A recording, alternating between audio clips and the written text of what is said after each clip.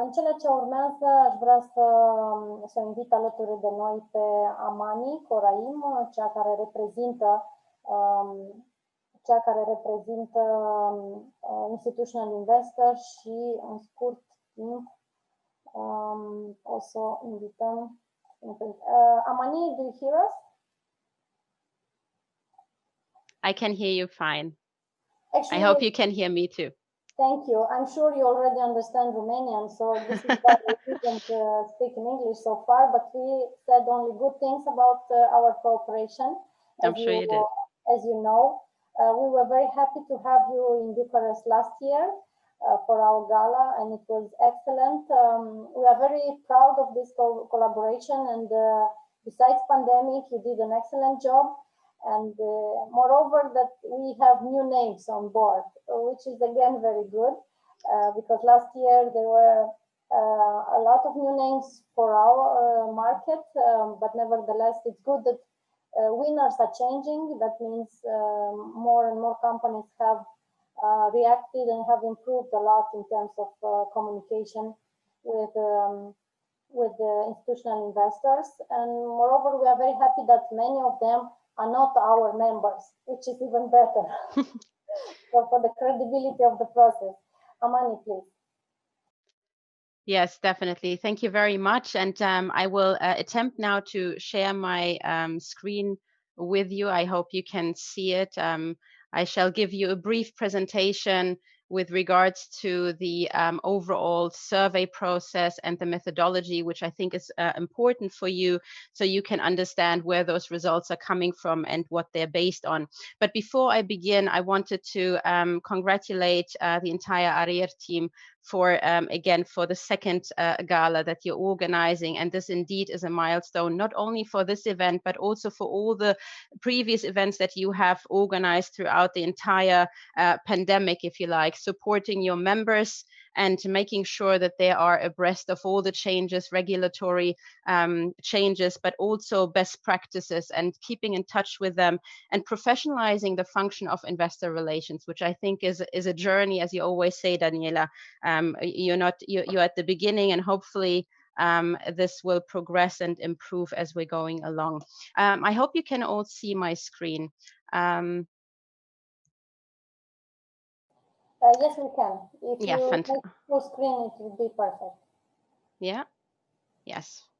Is that better? Fantastic. So I think just to give you a little bit of background in terms of institutional investor, as you know, we're presenting today the Romanian results, which are based on the emerging EMEA executive team survey that we're conducting every single year.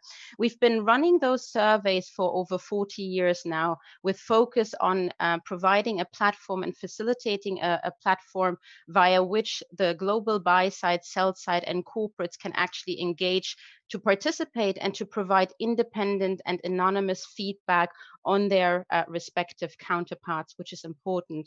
As you can see on the map here, we are running surveys across different markets, which allows us again to engage and scope a global investor audience or investment professional audience, because it does include the brokers as well, to be able to provide feedback to corporates that they can then use to inform their strategy and to shape their outreach, but also to ensure a much fairer valuation of their stock. The objective of the survey fundamentally is, as I mentioned, is to provide feedback. And we've seen, and I think we've heard this also before by Adrian Tanasi, that IR teams and IR departments have been under great pressure and scrutiny, because they're now not only engaging with the typical long-only investors, but they're also under a lot of pressure because of regulatory changes and changing environments due to MiFID, but also increased in activism and also transparency with regards to ESG. And I believe the predecessor had also mentioned areas within ESG that are of growing importance. And all of these things are really impacting how you engage and how you are perceived by your investors. So the more you understand about how investors see you, and the more you understand about what they actually need in terms of metrics, how they're measuring you, but not only you, but also your peers in your sector and in your region. So you can actually do the cross comparison, do the benchmarking, so you understand exactly how you can differentiate yourself from your sector and regional peers. All of this is very important to be able to later on also through a gap analysis identify exactly the areas that you need to branch out to or spend more time with or actually add more resources to. And this is in particular importance when you think about how you are involving your C-suite in terms of your outreach. So maximizing C-suite time is absolutely vital in this process. Part of our research, which you could see in the previous slide, is that we're also providing information about the best sell-side services, and that includes the analyst as well as the broker who are providing research as well as conferences in this current environment, obviously only virtually, as you can imagine. But understanding who can actually support you through the process and who can position you with your respective and prospective target audience on the investor side is really critical. And that's part and parcel of the overall outreach. I hope you can see the next page, which is really covering the methodology. And I know that Daniela will probably be circulating this presentation. I will not go through all of this in detail, but I think it's important that you understand that this platform is an entirely independent research platform. We do not provide a pre-selected list of companies that buy side and sell side use to evaluate. So they actually have to think who are the top performing companies, who are the top performing CEOs, CFOs, IR teams that actually deliver value, that provide the right kind of information at the right time, consistent information, forward-looking information, especially in this day and age now during the crisis, that help investors make informed investment decisions. So it's completely unprompted, and that makes it even more valuable when you realize that you have been in the top 5 or even in the top 10. Having been nominated throughout this process is already a great achievement, and I would like to congratulate everyone that has actually been nominated this year. As I mentioned earlier, the target universe captures a global investor, professional and broker universe. So this is really important because it should capture all of your target groups and stakeholders that you're engaging with already, but that you're also trying to engage with. And it's important that you know throughout the entire voting process, we actually vet every single individual that participates in the evaluation of corporates, and they have to meet very specific eligibility criteria, whether they are covering your sector or your region, or whether they are investing in your peers or your region or your sector. All of these attributes or metrics have to be fulfilled for investment professionals to be able to participate in the survey. They have to be able to provide valuable and insightful and authentic feedback on your stock and the performance of your IR team and your executive management team. So these are very important criteria that they have to fulfill. As part and parcel of the voting process, we also reach out to you corporates at the very beginning of the survey process. And we ask you to actually complete the corporate insights and verification form, the CIV. We still need more Romanian companies to participate in this process. It's very important that you do, because it allows you, one, to actually verify all the details of your company, your executive management team, but also the IROs that are eligible to receive votes.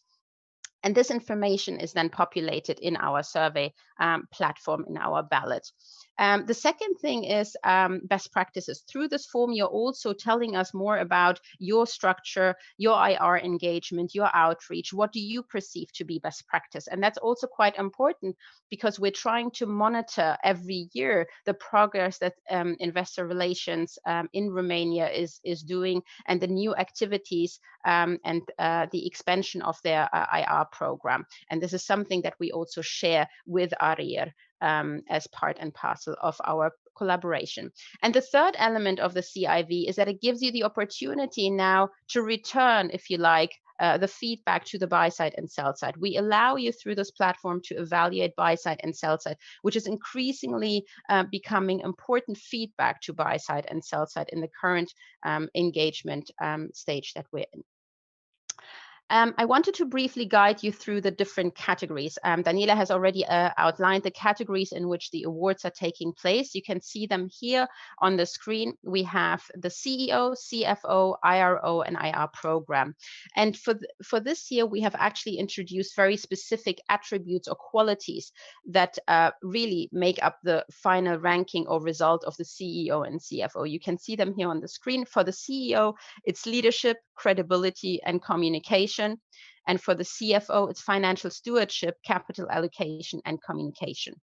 For the IR program, we're breaking it up in two separate segments. One is the financial disclosure, which is then broken down into timing to market, granularity, and consistency.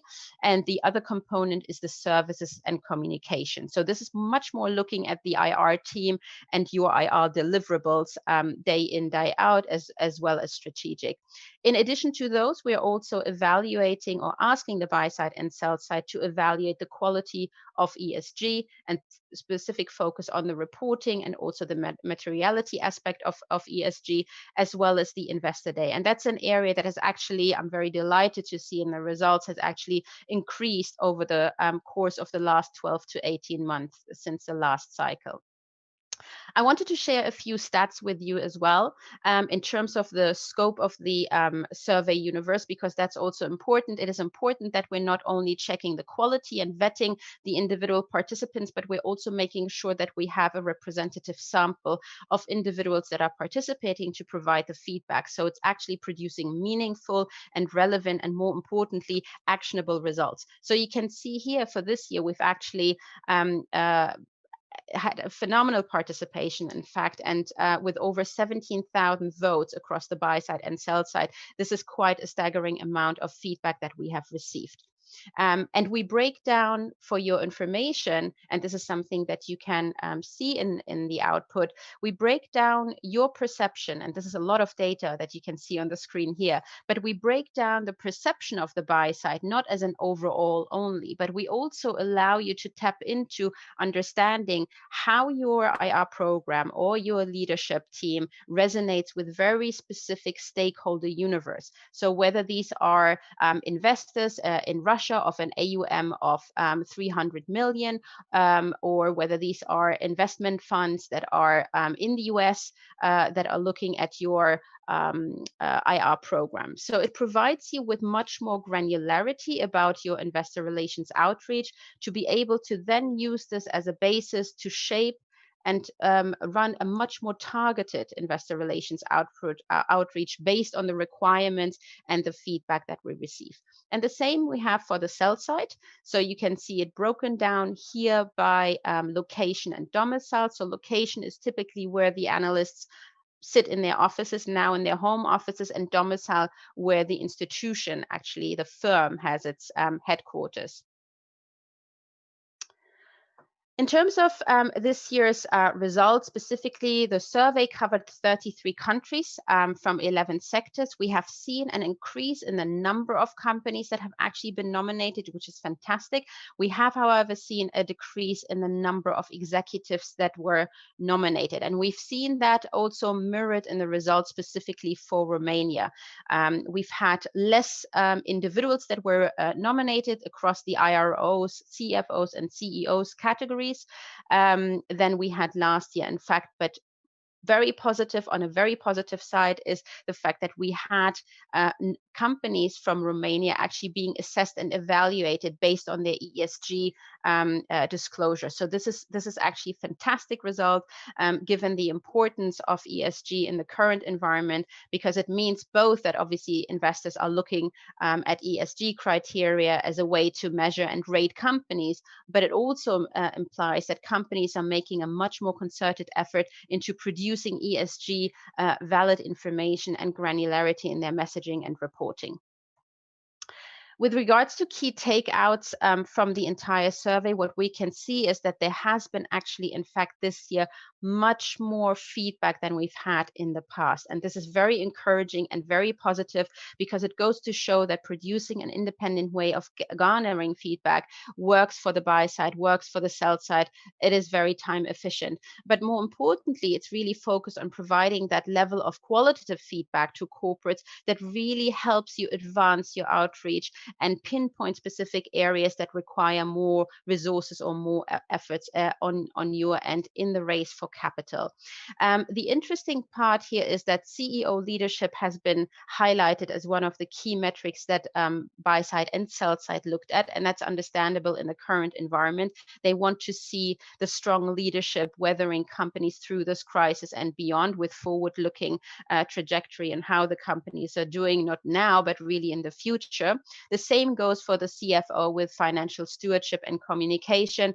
And for the IR team and the IROs, it's very important that you use your platform to engage with the investors, to provide additional information and to close that information deficiency that results from the lack of research buy side is now accessing due to the MiFID regulation. So it's important that you see yourself as a channel or a vehicle through which investors are actually accessing a resource as a resource of information, not only about your company, but also understanding how your company fits in within the sectorial context or the regional context, and how you differentiate yourself from the rest of your peers.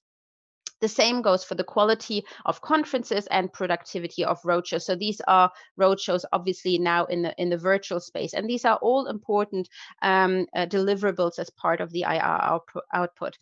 Consistency is obviously quite key, because the company delivers obviously against the set goals or the strategy that was announced maybe 3 or 5 years ago. And reporting is there for you to actually monitor and provide information to the investor community that tells them how you actually measure the development and the milestones that you're achieving to achieve that final goal. So in that sense, transparency is really there to produce credibility, but longer term meeting of those goals is manifesting that credibility even more. And I wanted to leave you with a final thought based on the best practice information that we have received. When we ask corporates about how they measure investor relations, in Europe, they've actually, you can see here that the majority are actually using analyst or investor feedback to be able to identify how well they're doing. In emerging EMEA, we are seeing that the majority of companies are actually using IR activities. So what they're doing is they're looking at the number of conferences that they're attending, the number of events they're attending, or conference calls that they have, meetings that they have, and so on and so forth.